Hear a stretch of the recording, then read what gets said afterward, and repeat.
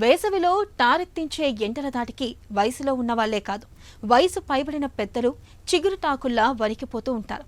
వయసుతో పాటు ఒంట్లో జవసత్వాలు కూడా సన్నగిల్లిపోవడంతో పాటు శరీరంలో నీరు, పొటాషియం వంటి లవణాల శాతం కూడా బాగా తగ్గిపోతూ ఉంటుంది. ఈ ప్రతికూల పరిస్థితి మూలంగా వేసవిలో వృద్ధులకు సమస్యల తాకిడి బాగా ఎక్కువగా ఉంటుంది. ఈ నేపథ్యంలో ఎండల తీవ్రత తగ్గుముఖం పట్టేదాకా వృద్ధులు తమ ఆరోగ్యాన్ని కాపాడుకునేందుకు ఆయుర్వేదం చెబుతున్న జీవనశైలి జాగ్రత్తల గురించి ఇప్పుడు తెలుసుకుందాం.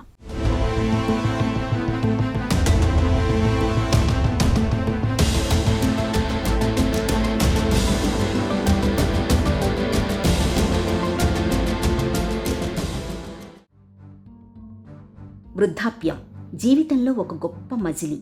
ఉవ్వెత్తున ఎగిసిపడుతూ సమాజ పంచులను చవిచూసిన ఓ పెనుకెరటం. దశాబ్దాల అనుభవసారాన్ని అందరికీ పంచిపెడుతూ మనవలు మనవరాళ్లతో ఎలాంటి ఒడిదుడుకులు లేకుండా హాయిగా, నింపాదిగా, ప్రశాంతంగా రోజులు గడిపే సమయం ఇది. అయితే శారీరకంగా కాలం తెచ్చే మార్పులు, వాతావరణం తెచ్చే సమస్యలు ఈ సమయంలో ఎన్నో చికాకుల్ని తెచ్చిపెడుతుంటాయి. ముఖ్యంగా ఎండాకాలంలో వృద్ధులకు ఈ సమస్యల తాకిడి మరింత ఎక్కువగా ఉంటుంది. తీవ్రమైన వేడి, వడగాడ్పుల మూలంగా వృద్ధులు ఉక్కిరిబిక్కిరైపోతుంటారు. నీరసం, నిస్సత్తువ, అలసట, మగత ఇవన్నీ వేసవిలో వృద్ధుల్ని కుదేలయ్యేలా చేస్తుంటాయి. తీవ్రమైన వేడి, ఉక్కపోతల మూలంగా heat exhaustion, heat syncope, heat cramps, heat stroke వంటి సమస్యలు వృద్ధుల ఆరోగ్యానికి ప్రమాదకరంగా పరిణమిస్తుంటాయి. ఎండాకాలంలో చాలామంది వృద్ధులకు, ముఖ్యంగా 60-70 సంవత్సరాలు దాటిన వాళ్ళకి ఈ యొక్క ఎండను తట్టుకునే శక్తి తగ్గుతుంది. ఎందువల్లనంటే శరీరంలో ధాతువులు ఏవైతే ఉంటాయో అవి తగ్గిపోవడం ఒకటి, చర్మంలో ఏదైతే మజిల్ మాస్ ఏదైతే ఉంటుందో అది కూడా తగ్గడం వల్ల ఏమవుతుందంటే వాళ్ళ బాడీలో వేడిని తీసుకునే ఏదైతే థర్మోస్టాటిక్ సిస్టమ్ ఏదైతే ఉందో అది కొంచెము తగ్గినప్పుడు ఏమవుతుందంటే వీళ్ళకి చెమట కొంతమందికి తక్కువ కూడా పడుతున్నప్పుడు వాళ్ళకి హీట్ స్ట్రోక్ తగిలిందా లేదా ఒక్కొక్కసారి తెలియకపోవచ్చు. కాబట్టి వీళ్ళు తప్పనిసరి యొక్క ఎండాకాలం వచ్చినప్పుడు జాగ్రత్తలు పాటించాలి. ఎందుకంటే ఆయుర్వేదంలో ఋతువు అనుసారం మనం వ్యవహరించాలి అనేది ఉంటుంది. వృద్ధులకు కూడా ఎలా వాళ్ళు బిహేవ్ చేయాలన్నది కూడా శాస్త్రంలో చెప్పారు. కాబట్టి వీళ్ళు ఏం చేయాలంటే ఆహార నియమాలు జాగ్రత్తగా పాటిస్తూ వాళ్ళకి వ్యాధికి తగ్గట్టు ఆహారాలు తీసుకుంటూ ఎక్కువ ఫ్లూయిడ్స్ తీసుకోవాలి. ముఖ్యంగా ఈ ఎండాకాలంలో ఏమవుతుందంటే డీహైడ్రేషన్ కనిపించకుండా అవుతుంది. కాబట్టి తరచూ మంచినీళ్ళు తీసుకోవాలి. సుమారు 8 గ్లాసుల నీళ్లు తాగవలసిన అవసరం ఉంటుంది. ఒకవేళ నీళ్లు తాగలేరు, ఇతరత్ర కిడ్నీ, హార్ట్, కాళ్ళు నీరు పట్టడం ఇలాంటిది ఉన్నప్పుడు సప్లిమెంటేషన్ లాంటివి తీసుకోవాలి. అంటే ఏంటి, కొబ్బరి నీళ్ళు లాంటిది, అలాగే మెగ్నీషియము, కాల్షియము, పొటాషియము అధికంగా ఉండే కొన్ని ఫ్రూట్ జ్యూసెస్ లాంటివి దొరుకుతూ ఉంటాయి. అవి తీసుకుంటే కనుక వీళ్ళకి ఎటువంటి విధమైన ఇబ్బంది ఉండదు. చాలామంది షుగర్ పేషెంట్స్ మేము ఇది తినకూడదు అది తినకూడదు అని భయపడుతూ ఉంటారు. కాకపోతే ఫ్రక్టోజ్ షుగర్ ఏమి చేయదు షుగర్ పేషెంట్స్కి. ఒక రైస్ ఒక బౌల్ తిన్నంత దానికి వాళ్ళు టైం ప్రకారం ఒకవేళ ఈ ఫ్రూట్స్ లాంటివి సప్లిమెంటేషన్ మిట్ట మధ్యాహ్నం పూట తీసుకుంటే కనుక ఏ విధమైన ఇబ్బంది ఉండదు. ముఖ్యంగా బొప్పాయి పండు కానీ, అలాగే కర్బూజా కానీ, తర్బూజా కానీ ఇవన్నీ కూడా చక్కగా ఫ్రూట్స్ నీళ్ళతో నిండి ఉంటాయి. ఇవి తింటే కనుక వీళ్ళకి ఏ విధమైన ఇబ్బంది ఉండదు. అదే కాకుండా ఇప్పుడు మనకి తాటి ముంజలు కూడా వీళ్ళకి హెల్ప్ చేస్తాయి. తాటి ముంజల్లో అంత పెద్దగా షుగర్స్ ఉండవు. వాటిని తీసుకోవడం ద్వారా కూడా వీడికి ఫ్లూయిడ్స్ ఉంటాయి. ఎందుకంటే ఫ్రూట్స్ నుంచి వచ్చేది కొబ్బరి నీళ్ళు లాంటి దాంట్లో వచ్చే ఏదైతే ఎలక్ట్రోలైట్స్, న్యాచురల్ ఎలక్ట్రోలైట్స్ అవి మనం సప్లిమెంటేషన్ ద్వారా తీసుకున్నప్పుడు అది పెద్దగా బెనిఫిట్ ఉన్నప్పటికీ కూడా అవి న్యాచురల్ కాదు, హెల్త్కి అంత ఫాస్ట్ మంచిది కాదు.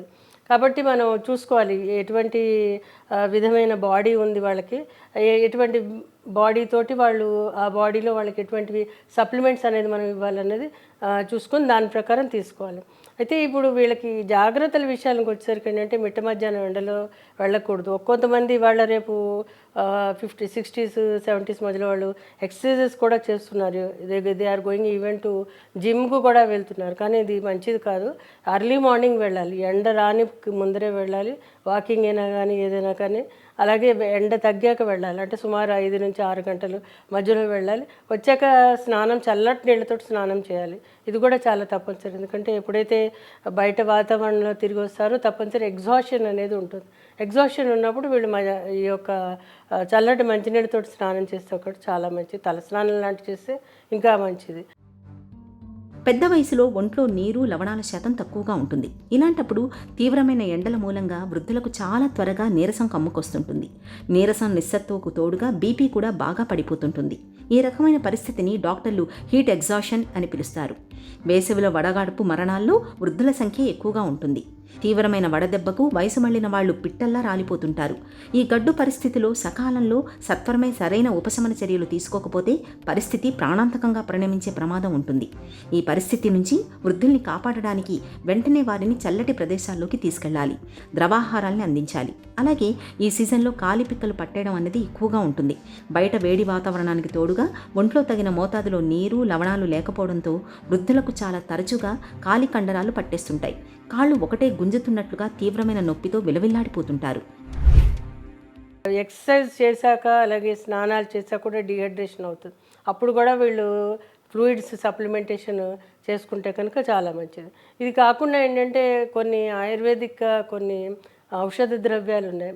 అవి కూడా వీళ్ళు తీసుకుంటే కనుక, అంటే షుగర్ పేషెంట్స్ వాళ్ళు ఉంటారు కాబట్టి వీళ్ళకి డీహైడ్రేషన్ ఆపడానికి, ఎలక్ట్రోలైటిక్ ఇంబ్యాలెన్స్ తగ్గడానికి రకరకాల విధాలుగా పనిచేస్తుంది. అందులో షడంగ పానీయం అనేది ఆయుర్వేదంలో చెప్పారు. ఏదైతే ఈ యొక్క ఎగ్జాషన్ కానీ లేదంటే ఈ యొక్క వడగాడుపు కానీ తగలకుండా ఉండడానికి ముస్తా, పర్పటకము, ఉసిర, సారిబా, చందనము, అలాగే నాగర అంటే శొంఠి, ఇవన్నీ కూడా సమానంగా తీసుకుని వీటిని పొడి చేసి పెట్టుకుని ఒక అర చెంచాడు పొడిని మీరు కషాయంగా కాచి దానికి 4 వంతుల నీళ్లు కలిపి, కావాలంటే బెల్లం కానీ పటిక బెల్లం కానీ వేసుకుని, లేదా అంటే ఆ పడంగానే తీసుకుని దాంట్లో కొంచెం చల్లగా ఫ్రిడ్జ్లో కొంచెంసేపు పెట్టి తీసుకుంటే కనుక చాలా మంచిది. కుండలో పెట్టి తీసుకున్నా కానీ మంచిది. ఎలా తీసుకున్నా పర్వాలేదు. కానీ ఇది ఎగ్జాషన్ అంటే చాలా బాగా పనిచేస్తుంది, శాస్త్రంలో చెప్పారు. ఇలా కాదు వట్టి వేళ్ళే ఉన్నాయి, చందనమే ఉన్నాయి, వాటిని కూడా ఓవర్ నైట్ నీళ్ళలో సోక్ చేసి నెక్స్ట్ డే మార్నింగ్ ఒక 30 ml అంటే ఆ కషాయాన్ని 30 ml చొప్పున నీళ్ళలో కలిపి 1కి 4 వంతులు తాగుతూ కూడా చాలా మంచిది. ఇది కాకుండా ఏంటంటే మీకు సారిబా అనేది, నన్నారి అనేది కూడా బయట షర్బత్ లాగా దొరుకుతుంటుంది. అది కూడా తీసుకోవచ్చు. దాన్ని కూడా మీరు తాగితే అది మనకి రీటైన్ చేస్తుంది ఎనర్జీని. ఇలా కాకుండా కొంతమందికి సబ్జా గింజలు వాడుతూ ఉంటారు. అది కూడా చాలా మంచిది. అది చాలా ఈజీగా డైజెస్ట్ అవుతుంది. అలాగే వృద్ధులకి డైజెస్టివ్ ప్రాబ్లమ్స్ ఉంటాయి, కాన్స్టిపేషన్ ఉంటుంది, వీటన్నిటికీ కూడా ఇది హెల్ప్ చేస్తుంది. ఈ విధంగా వీళ్ళు జాగ్రత్తలు తీసుకుంటే ఎండాకాలం వీళ్ళకి ఆరోగ్యంగా ఉండడం ఒకటి. రెండోది ఈ యొక్క ఆయుర్వేద మూలికలు ఏవైతే చెప్పానో వాటి వల్ల వాళ్ళకి ఇతరత్ర ఏదైనా దోషాలు ఏమైనా శరీరంలో ఉంటే అవి కూడా తగ్గడానికి అవకాశం ఉంటుంది. మే నెలాఖరు వరకు ఎండలు భగభగమంటూనే ఉంటాయి. ఎండవేళ సాధ్యమైనంత వరకు ఇంటి పట్టున ఉండడమే మేలు. ఎండలోకి వెళ్లాల్సి వచ్చినప్పుడు వెంట గొడుగును పట్టుకెళ్ళాలి, లేదంటే తలపై రుమాలును రక్షణగా కప్పుకోవాలి. మన శరీర ఉష్ణోగ్రతను నియంత్రించే నాడీ మండలం మన చెవిలోని కర్ణభేరి వెనకాలే ఉంటుంది. తలపై రుమాలు కప్పుకున్నప్పుడు వేడిని తగ్గించుకున్న వాళ్ళమవుతాం. ఎండాకాలం వెళ్లే వరకు చెమటను బాగా పీల్చుకునే తెల్లటి కాటన్ దుస్తులు ధరించాలి. దాహం వేసినా వేయకున్నా తరచూ నీళ్లు తాగుతుండాలి. షుగర్, బీపీ, కిడ్నీ వ్యాధులకు వాడే మందుల మూలంగా ఎక్కువసార్లు మూత్రానికి వెళ్లాల్సి వస్తుంటుంది. ఇలాంటప్పుడు ఒంట్లో లవణాలు, నీరు వేగంగా బయటకు వెళ్లిపోతూ త్వరగా నీరసం వచ్చేస్తుంటుంది. ఈ పరిస్థితిని అధిగమించడానికి ఉప్పు కలిపిన బార్లీ జావ, మజ్జిగ, నిమ్మరసాల్ని తరచూ తీసుకుంటూ ఉండాలి. ఈ జాగ్రత్తలు వేసవి సీజన్లో వృద్ధుల ఆరోగ్యాన్ని భద్రంగా ఉంచుతాయి.